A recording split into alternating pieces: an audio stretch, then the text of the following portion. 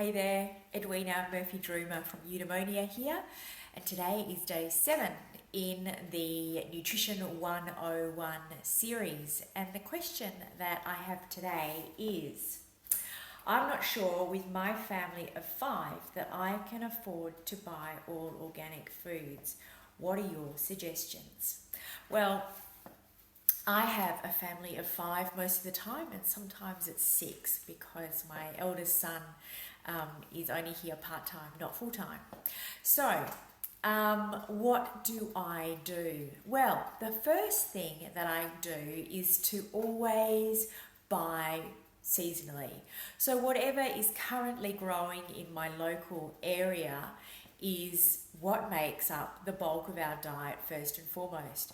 So I get all our vegetables and fruit delivered from a local biodynamic farm every Thursday. So what does this cost? Well, this is enough to feed 5 or 6 of us with very little left over. And I spend about $120 a week for that. And that's all biodynamic. It is the most amazing quality, the best possible nutrition for our bodies, and it is delivered to my door. So I think that is really good value. So that's my first tip. That's vegetables and fruit.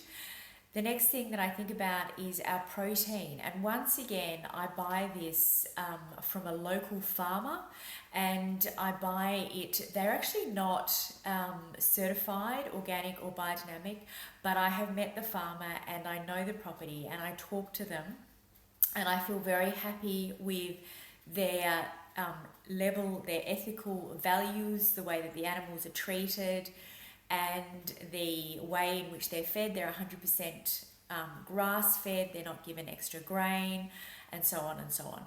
So this is how I choose to buy my meat, and we buy it in large quantities, and it all goes into the freezer. All my sausages, mince, etc. are 100% natural, no preservatives added, so they need to be kept in the freezer. And it makes it very easy. It's one less thing that I have to shop for during the week. It's all there ready. It takes a little bit of planning. I just take it out in advance so it's got time to defrost. And so that is the meat. And then for the other bits and pieces, what I tend to do is looking in the supermarket if it is something that I buy often every week. I always keep an eye out for things like the organic butter. If it's on sale, I might buy it up in bulk and get quite a lot, pop it in the fridge, and it lasts for a very long time. And my coconut milk or whatever it might be like that, I look out for it being on special, and then I'll buy up extra to see me through.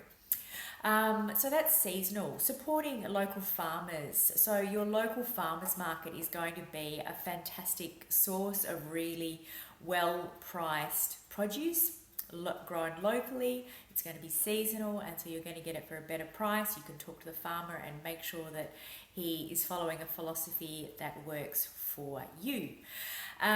What else is on my list? Don't forget, your own vegetable garden. This has got to be the ultimate place to grow the ultimate superfoods, and you can just simply pick it out of your garden, and you know exactly what's gone into growing it.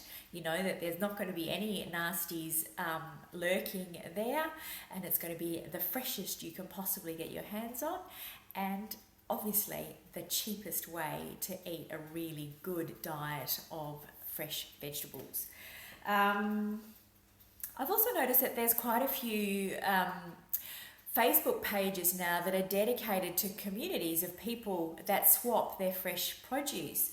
So they may put up that they have a surplus of cucumbers or zucchinis or apples, and you may have a surplus of something else, and you can just simply swap produce. This is an awesome setup for, you often see in people's backyards like a lemon tree laden with lemons that end up just falling to the ground or feeding the birds. So this is another great way to get good organic food very inexpensively.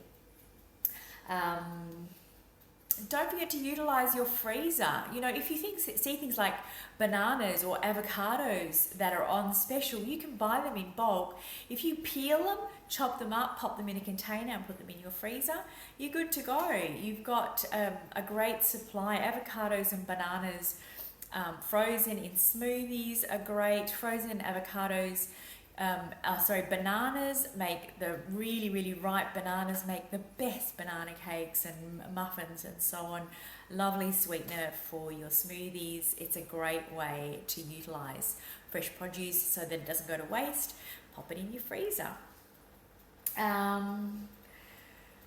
And yeah, look, I think the last thing that I'll mention is that if you hop online and you can Google Dirty Dozen and Clean 15, and if your budget really won't stretch to all organic food, then a fantastic thing to do is to have this list on hand, and then you know which things are the most sprayed, have the most chemicals and pesticides used on them, that you definitely want to buy organic.